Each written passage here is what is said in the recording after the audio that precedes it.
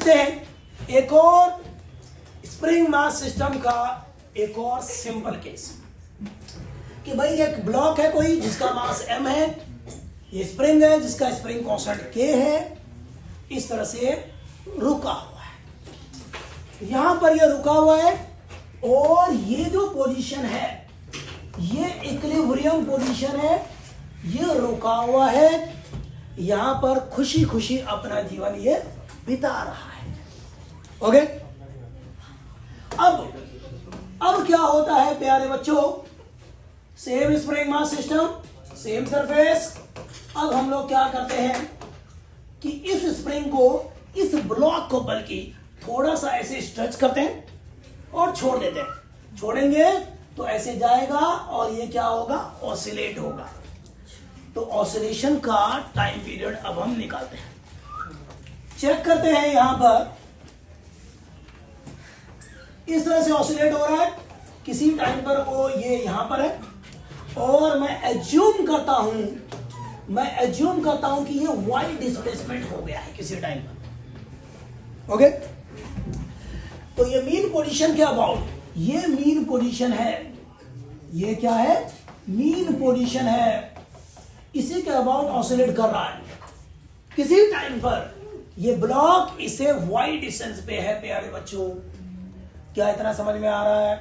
बहुत बढ़िया। इस सिचुएशन में आप मुझे बताओ, क्या इधर की तरफ कोई फोर्स लग रहा है जिसको हम रिस्टोरिंग फोर्स कह सकते हैं? बिल्कुल। और आपको पता है वो एफ आर क्या होता है, माइनस का के वाई के बराबर होता है।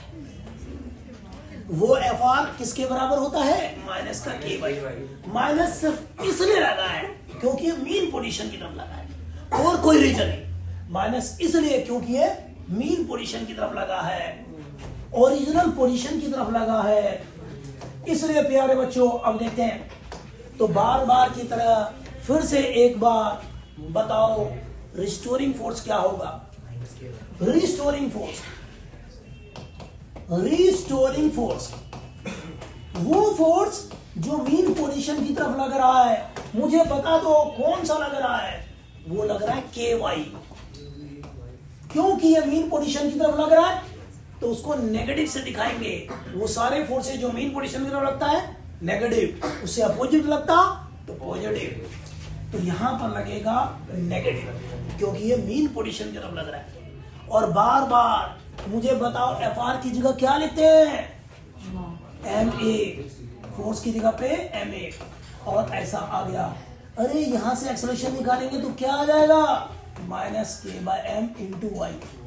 अरे क्या मुझे अब आगे करवाने की जरूरत है? क्या आप स्वीकार कर सकते हो? बिल्कुल। तो अगर आप देखो यहां पर के और एम दोनों कांस्टेंट है, इसका मतलब acceleration is directly proportional to negative of Y. और अगर कोई बॉडी ऑसिलेट कर रही है और किसी मोमेंट ऑफ टाइम पे उसका एक्सेलरेशन डायरेक्टली प्रोपोर्शनल हो जाए नेगेटिव ऑफ डिस्प्लेसमेंट के, तो प्यारे बच्चों उसका मोशन एसएचएम में होता है, उसका मोशन एसएचएम में होता है। अगर एसएचएम में हो गया तो स्टैंडर्ड इक्वेशन क्या है एसएचएम का? A is equal to minus omega square y. तो आप ध्यान से देखो, यहां देखो, ध्यान से देखो, क्या ए इक्वल टू नेगेटिव और Y, A equal to negative Y दोनों जगह है। तो प्यारे बच्चों यहां वाई के साथ जो कुछ भी है देखो यहां पर, और वाई के साथ जो कुछ भी है यहां पर, दोनों सेम होगा। कंपेयर करें, ये स्टैंडर्ड इक्वेशन है, एसएचएम का स्टैंडर्ड इक्वेशन है। इससे कंपेयर करते हैं प्यारे बच्चों, इससे कंपेयर करते हैं। चलो करते हैं, तो कंपेयर करूं दोनों को, तो ओमेगा स्क्वायर की जगह पे क्या आएगा, के बाय एम आएगा। ओमेगा स्क्वायर की जगह पे क्या आएगा प्यारे बच्चों, के बाय एम आएगा। तो ओमेगा क्या आएगा, रूट के बाय एम आएगा। ओके, क्या यहां तक सभी को समझ में आ गया? अब हमें फ्रीक्वेंसी और टाइम पीरियड की तरफ बढ़ना है। चलो करते हैं आगे। सो प्यारे बच्चों यहां पर ओमेगा की जगह पे 2 पाई इंटू फ्रीक्वेंसी। ओमेगा क्या था, एंगुलर फ्रीक्वेंसी। ओमेगा क्या था बच्चों, एंगुलर फ्रीक्वेंसी। तो एंगुलर फ्रीक्वेंसी होता है 2 पाई न्यू, तो ये आ गया रूट के बाय एम, तो फ्रीक्वेंसी आ जाएगा 1/2 पाई रूट के बाय एम। तो ये एक्सप्रेशन है किसका, फ्रीक्वेंसी का। लेकिन आपको चाहिए टाइम पीरियड भी, कई बार इसके ऊपर क्वेश्चन आएगा कभी टाइम पीरियड में। तो टाइम पीरियड जो मिलेगा, टाइम पीरियड जो मिलेगा प्यारे बच्चों टी, वो 1 में फ्रीक्वेंसी के बराबर। तो यहां इसका रेसिप्रोकल करो 2 पाई रूट एम बाई के, रेसिप्रोकल कर लोगे, कर लेंगे सभी लोग। तो ये एक्सप्रेशन मिल गया आपको टाइम पीरियड का।